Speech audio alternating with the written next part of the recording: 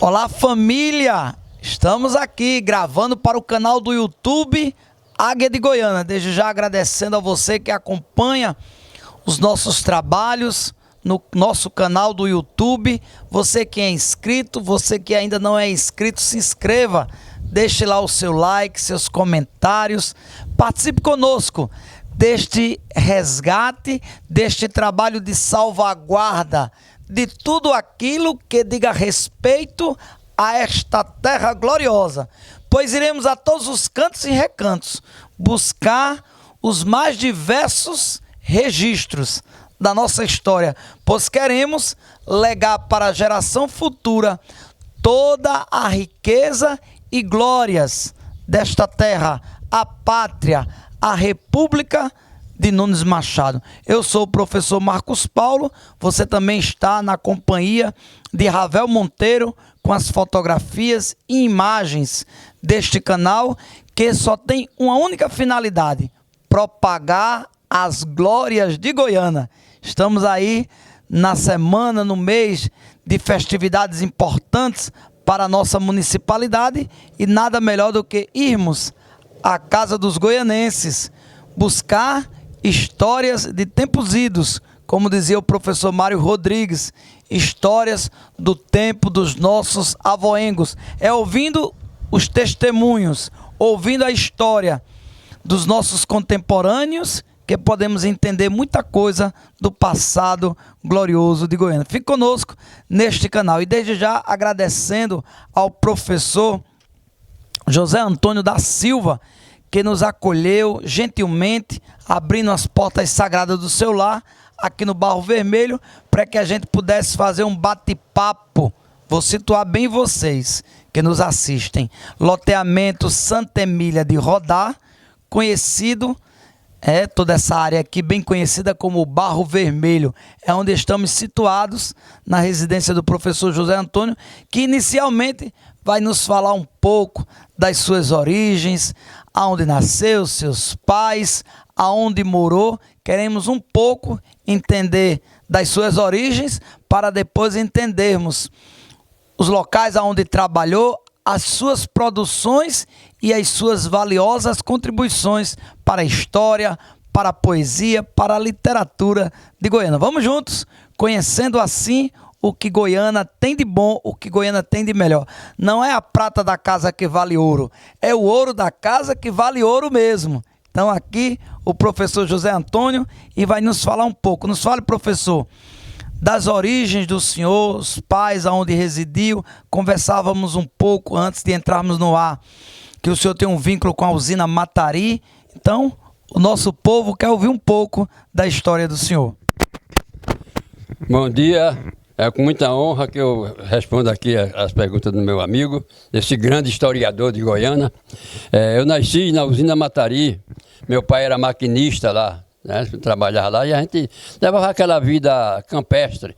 Não é uma vida meio sacrificada, mas tinha muita coisa bela, tanto que já me rendeu 3 livros, né, que fala da usina Matari, da minha infância. Minha mãe era doméstica dentro de casa, e depois que meu pai faleceu lá, que o dos mineiros pediu a casa, que mandou a gente embora, aí eu inventei de morar ainda em Aliança, morei em Aliança uns tempos, e de lá eu fui embora para São Paulo. Em São Paulo eu me formei, trabalhei em várias fábricas lá, estudava de noite, fiz o curso de letras lá. E depois que eu me formei, ainda dei umas aulas lá e vim embora para Pernambuco, porque meu sonho era voltar para a minha terra. Fui lá para fazer o futuro, né? E o meu primeiro livro que eu escrevi lá em 1976, um de poesia chamado Partículas. E a gente veio embora. Sofri muito quando cheguei logo aqui também, porque era outro dia, tinha que me ambientar de novo, né? Lá no Recife, para encontrar emprego também. Era uma política enorme, tinha que primeiro ter uma pessoa importante na política para botar gente para trabalhar no Estado. E eu lutei, até que um dia eu lancei um livro de redação, na pista da boa redação, e trabalhando na escola particular, a diretora viu esse livro e disse: rapaz, esse livro é importante, eu vou levar para minha diretora lá na DERE, perto da universitária, né, a direção. Aí eu digo: leve, ela levou, mas eu quero falar com esse rapaz. Aí que me chamou e me deu aula lá, para o Estado, com aula de de inglês. Eu digo, eita, inglês logo? Assim, vai lá, se prepare. Eu fui na editora, peguei o material, me preparei. A turma gostava, adorava o jeito como eu ensinava, porque a gente escutava primeiro a música, o som no gravador, depois a gente repetia, depois esquecia, a turma adorava. E eu aprendi, mas também aprendi um pouco mais com isso. E fiquei lá no estado, depois eu fiz o concurso aqui para Goiânia. Foi até no tempo que Beto, né, em 96, aí eu passei, foi em primeiro lugar, língua portuguesa. Aí vim trabalhar aqui, fui mandado lá para a praia, mas na praia a minha carga horária completa lá, mas chegou aqui, precisou de um professor que não é MAF, na Escola Municipal Irmã Maria Armélia Palguier, né? Aí eu vim, comecei sem aula. E eu, nessa época, estava licenciado do Estado, porque estava fazendo mestrado, né, na Universidade Federal. Aí eu pedi afastamento do mestrado, eu não concluí o mestrado, desisti, né? Aí eu vim aqui pedir para a secretária de Educação ficar só com 100 aulas, para deixar lá do distrito, para ficar só aqui em Goiânia. Foi até de Janete. E eu fiquei admirado, porque quando depois na hora de distribuir as cargas horárias, eu estava com as 200 aulas no EMAF. E essa gratidão a ela eu devo eternamente. Ela fez isso sem politicagem, sem nada. E eu continuei, para transferir o Estado para cá também. Aí quando foi, depois que eu dei um bocado de aula aí, no Benigno Araújo, né, do Estado, e no EMAF, aí me aposentei, né? Chegou a época de aposentar, eu aposentei do Estado e aposentei do município. E me dedico agora mais a escrever, a participar desses recitais de poesia, frequento muito o SESC também, fazendo teatro, fazendo natação, essas coisas, um grupo de idosos, e estou levando a vida aí. Muito bem, professor. O senhor fala inicialmente das origens do senhor, fala com carinho e saudade da usina Matari, das terras da Aliança, antiga Chã dos Bodes, né? Tão querida cidade da Aliança. Mas eu acredito que quem nos assiste quer também ouvir as escolas pelas quais, o nome das escolas pelas quais o senhor passou. O senhor diz que é professor do Estado e do município, professor já laureado, né? Muitas das vezes eu não costumo usar a expressão aposentado. Parece mais que a pessoa está relegada, né? Encostada. O professor laureado parece que soa melhor. Eu encontrei essa expressão em uma outra nação, quando lá estive junto àquele povo, e achei muito interessante eles não usarem a expressão que se usa no Brasil, professor aposentado, professora aposentada, mas sim professor laureado, jubilado. Então, eu acho uma expressão que soa bem mais interessante. O senhor diz que, enquanto professor, tem um vínculo no Estado e no município, já trabalhou no distrito. Em quais escolas mais o senhor já trabalhou, mesmo sendo do Estado ou do município, mas que ficam em jurisdição de Goiânia? O senhor poderia dizer um pouco em quais escolas o senhor contribuiu com o Sagrado Magistério? Olha, do município eu trabalhei no Dito Gadelha, lá em Ponta de Pedra. Trabalhei aqui no EMAP também, né? Do Estado eu trabalhei no Zé Pinto de Abreu, né? E trabalhei no Benigno Araújo, esses dois de colégio aqui. Aí. Depois eu também trabalhei na faculdade também, dei uns cursos também lá, dei curso de latim, de sociologia, de cultura, de literatura, de português instrumental. Então eu Olha aí que coisa interessantíssima. O professor José Antônio tem um lastro de contribuição para com o nosso município, ora em âmbito estadual, ora em âmbito municipal e também na autarquia, na nossa faculdade, a querida Faculdade de Goiânia também. O professor tem um lastro de serviços prestados àquela gloriosa instituição. Por falar em tantos serviços prestados, hora outra a gente fica na mira de algumas administrações municipais. E o professor José Antônio também teve a oportunidade de ser chamado em gestões municipais para contribuir diretamente, de forma mais abrangente, poder participar e contribuir da política cultural, educacional da histórica cidade de Goiânia. Professor José Antônio, em que época o senhor foi convidado por uma gestão municipal a fazer parte de um governo e qual foi a contribuição do senhor, qual foi o cargo, a função, que responsabilidade o senhor tinha e quais as contribuições que o senhor deu para esta terra de gigantes? Muito tempo essa pergunta, Marco. Foi em 2001, quando Edivaldo assumiu, então ele me convidou para ser o diretor de cultura. Não tinha nem secretaria de cultura nessa época, a gente ficava dentro da secretaria de educação. Eu sofri muito por causa disso. Então, logo de início, eu bolei logo um concurso literário. Um concurso literário que Edivaldo disse assim, mas rapaz, isso vale a pena. Aí fizemos um concurso literário, o primeiro foi com prêmio em dinheiro, depois ele disse, não vai ter mais dinheiro não, é troféu, essas coisas. Aí a gente fez o primeiro concurso literário aqui, e onde descobrimos valores. Hoje temos um grande cordelista que foi descoberto nesse concurso, que é o Edivaldo Cordelista, certo?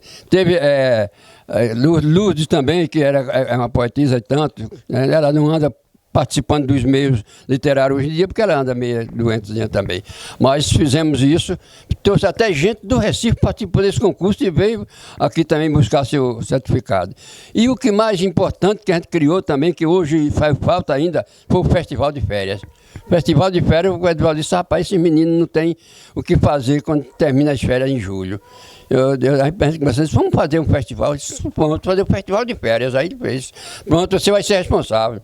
Aí eu, quando cheguei na secretaria, a secretaria, não, responsável não, você vai ser responsável pela parte de evento, de cultura sou eu, parte do curso. Isso tá bom. Aí era a dona Marta, que era nesse tempo, ela ficou com a parte do curso e eu fiquei com a parte de eventos. Então ficava até 2 horas da madrugada ali, esperando que o último músico tocasse para poder fechar o palco. E eu vim para o cara dormir para voltar para trabalhar.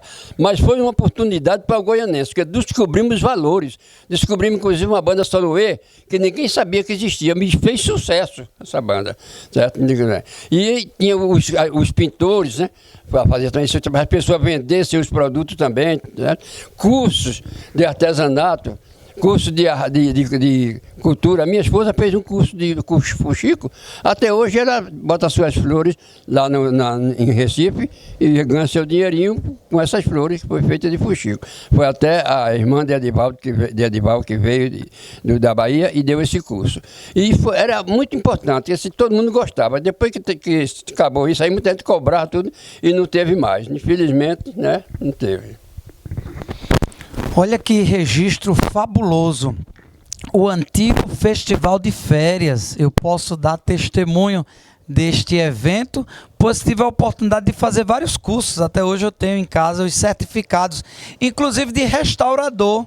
Jones de Albuquerque, que era o diretor do Museu de Arte Sacra, ele realizava durante o Festival de Férias no Museu de Arte Sacra, que era ali na Igreja dos Pretos, o curso de restauro. E então eu tive a oportunidade de fazer este curso e outros que foram oferecidos nos anos subsequentes.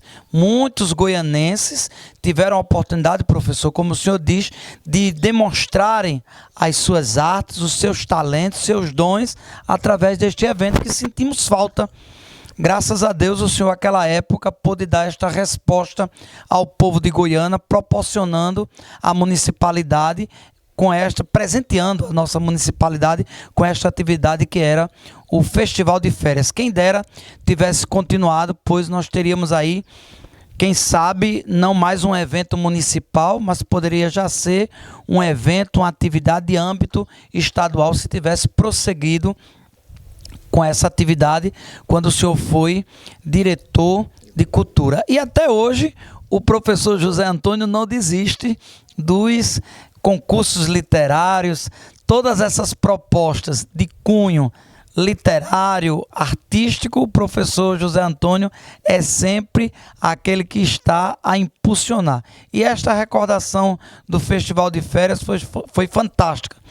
Professor, o que mais o senhor recorda desta época Que outra contribuição o senhor pode ainda destacar, além das inúmeras realizações do Festival de Férias? O que mais o senhor poderia compartilhar conosco desta época em que esteve à frente como diretor de cultura de Goiânia? Olha, eu acho que foi uma aprendizagem para mim, uma grande aprendizagem, inclusive, e eu percebi que o lado administrativo, poder administrativo, não se preocupa muito com esse negócio de cultura, não. Para ele, cultura é secundária. Mas eu consegui colocar na cabeça de Edival que era importante a cultura. E ele acatou isso aí. Fazia sempre festivais, quando tinha final assim, de São João, essa coisa, ele sempre juntava o turismo com cultura para a gente discutir. Certo? E nisso a gente estava sempre atento. Na cultura, a gente não pôde fazer mais, porque a gente não tinha uma secretaria de cultura. Tinha só a diretoria de cultura, que era subordinada à educação. Então, a diretora de educação, a secretária de educação, tinha mais interesse pela educação. A cultura era secundário.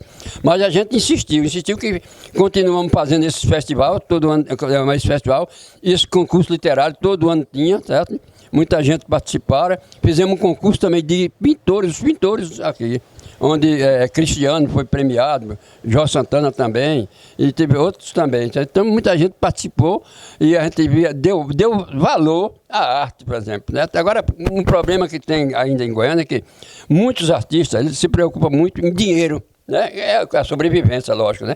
Mas às vezes o dinheiro não é o suficiente. Aí vem uma divulgação, é melhor do que o dinheiro. E esse concurso estava divulgando ele, botou gente que ninguém nem sabia o que fazia, estava aí participando e sendo mostrado e o povo conhecendo. Né?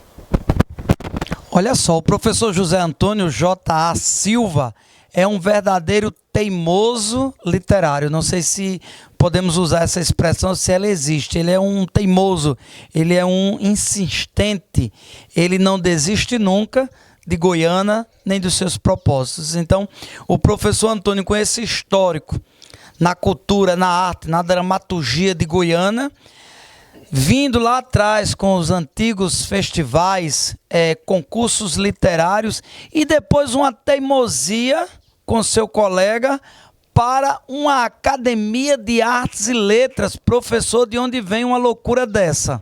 Nos explique um pouco, já o senhor com toda essa vivência cultural, histórica, literária em Goiânia, ainda culminar com o surgimento de uma academia de artes e letras. Nos fale um pouco sobre este feito memorável.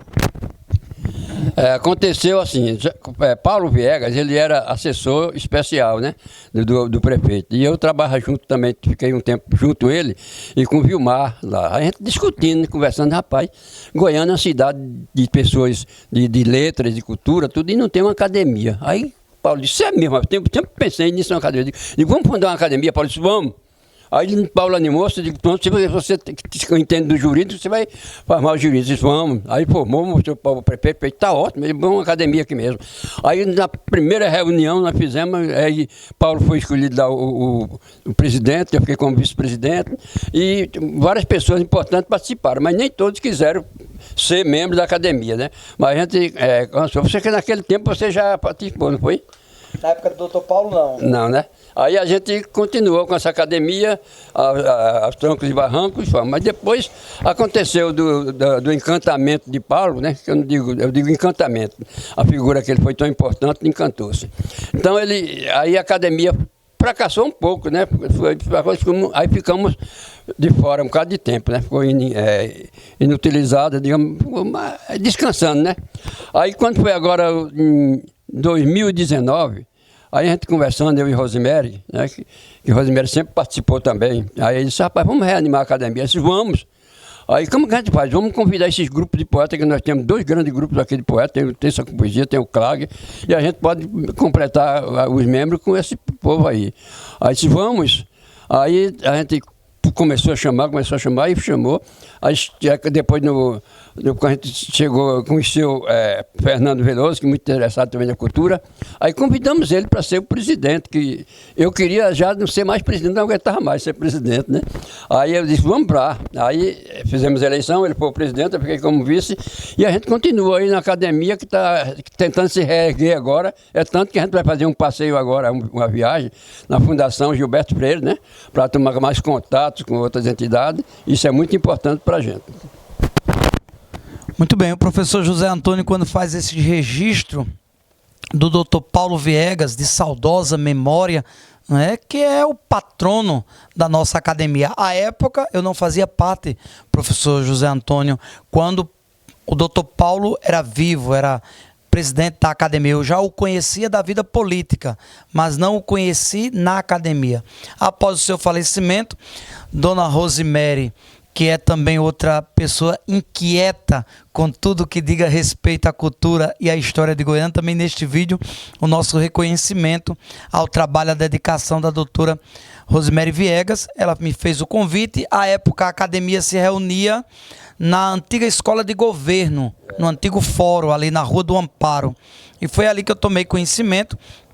Inclusive, ela ia fazer a defesa do panegírico que tinha Paulo Viegas como patrono, que era o homenageado naquele panegírico. Foi quando eu tive o contato com a academia, fui convidado, aceitei ocupar a cadeira 9, número 9, cuja patrona é a inesquecível irmã Maria Armelle Falguier, que o senhor já destacou a escola que tem o nome dela. Então, assim, professor, é muito gratificante fazermos parte de uma instituição de cunho artístico, literário, que tem a responsabilidade também da salvaguarda da história de Goiânia, e que o senhor está lá no tronco, né, no início, na fundação, como aquele que provoca. Olha, Paulo, tu vais tratar da parte jurídica e eu trato da parte literária, e vamos formar, vamos juntar e trazer à luz, trazer à existência uma instituição que muito contribui com a nossa história, que muito contribui com a vida cultural e acadêmica de Goiânia. O professor José Antônio também tem umas atividades lá pelo SESC. Também outras entidades que o senhor citou aí, ora outra, o senhor também está fazendo parte do registro dos escritores. O senhor tem um prêmio recebido, que é até estadual, em âmbito nacional, melhor dizendo. Então, assim, nos fale um pouco dessas menções honrosas, desses reconhecimentos que o senhor já recebeu, e aproveite para nos falar sobre livros publicados. Quantos exemplares, quantos livros o senhor já lançou, e se o senhor recorda, como são muitos, né? Mais de 20, acredito eu, outros ainda estão no forno para serem lançados. Quais os títulos que o senhor recorda? Bom, realmente essa campanha, esse caminho da literatura, há muito, mesmo como professor ainda já fazia meus livros, já fazia meus grafinhos, como é que chama? Meus borrões, e ficava guardado, né? Meu rabisco, E o primeiro livro que eu lancei, que se chama Partícula, foi lá em São Paulo, em 1976, que começou baseado num filme que eu assisti, Os Pássaros, e fiz um poema. E peguei esse poema e levei para a faculdade. A professora olhou e disse, puxa, foi você que fez esse poema? Eu disse, foi. Então você deve continuar, você tem inspiração. Aí eu aproveitei a embalagem e continuei. Cheguei aqui em Pernambuco, fiz parte de um grupo de escritores lá na Casa da Cultura, em Recife, quando eu morei um pouco no Recife, né? Depois fizemos um grupo chamado Grupo de Escritores do Nordeste, eu também fiz parte, mas todo ano a gente fazia uma coletânea e lançava um livro. Mas depois eu fiz o concurso para ser professor aqui e vim embora para cá. Eu digo, bom, vou descansar um pouco. Que descansar aqui nada, a batalha continua. Aí comecei a escrever, inclusive esse concurso que eu ganhei lá no Paraná, foi uma menção honrosa do romance. O romance chamava-se Terra Úmida. É um livro que eu tomei emprestado os personagens de Graciliano Ramos, né? Que é em Vidas Secas, né? E fiz uma viagem até São Paulo, depois voltando, ele foi para São Paulo, essa viagem que ele fez, porque Graciliano deixou na história dele a personagem viajando, andando com a família, eles foram embora para São Paulo. E chegou lá, fez aquela tarefa lá todinha, chamar essa Terra Úmida, e eu mandei para o Paraná, para esse concurso. Aí fui premiado com menção honrosa. E esse livro demorou a ser publicado, porque a gente mandava lá para São Paulo, para ser editora, eles diziam, estamos muito cheio, o livro é bom, mas tem muita gente na frente, não sei o quê, aguarde, manda para outra editora. Aí eu tive a sorte de ter um colega que trabalhou aqui na CEP, editora, né, que era presidente, né? Flávio Chaves. Aí ele disse, cadê aquele livro que tu ganhaste no concurso? Rapaz, está em casa guardado. Ele disse, traga aqui. Aí a gente fez a publicação por lá, fez a publicação, e esse livro eu vendi num preço bem barato, porque eu ganhei a publicação, né? Aí eu vendi a R$10 cada um. Poxa, isso voou. A turma da faculdade tudinho comprou. E todo mundo elogiava esse livro, para mim foi bom. E me animou e eu continuei. Também tive alguns prêmios literários lá, até aqui em Camaragibe também, num concurso que teve de contos, de poesia. Eu ganhei ganhei terceiro lugar e outro ganhei menção honrosa, poesia. E tenho participado de concursos também aí no Sul. E de vez em quando estou em coletânea também. Tem algumas coletâneas que eu faço parte, porque eu fui classificado também para ser eleito. Mas eu ainda sonho em ter um prêmio maior. Maior, né? E professor, quantos livros o senhor registra aí na mente que já publicou ou que, como eu usei a expressão, estão no forno, estão aguardando para serem publicados, para que quem nos assiste possa ter uma ideia da produção literária do senhor, que já foi feito, uma vez que a gente já tem uma ideia das contribuições que o senhor já deu à cultura, à história de Goiânia, à literatura de Goiânia, mas quantos livros já escreveu e que ainda aguarda lançar? Olha, eu já produzi tanto livro, que inclusive não sei se é pela qualidade de livro ou pelo meu trabalho, que o grupo aí me colocou como poeta laureado de Goiânia, né? E é uma honra para mim esse título, né? Não é por isso que eu estou na literatura, não tenho literatura porque está no meu sangue, está no meu sangue. Toda de manhã eu tenho que me sentar aqui no meu terraço e começar a escrever. Como hoje mesmo eu estava já escrevendo o romance, o poema de hoje, né? E eu lancei mais de 70 livros já. Mas teve um ano, em 2020, eu lancei 20 livros num dia. Foi uma edição, ninguém nunca fez isso no Brasil, lançava 20 livros num dia só. Muito bem, estamos aqui na agradável companhia do professor José Antônio, documentando a história de Goiânia. Fique conosco, ainda temos muito a descobrir. Longo é o caminho que temos a percorrer, o caminho da literatura, o caminho das letras, o caminho da dramaturgia. Pois, por Goiânia, por sua história, avante!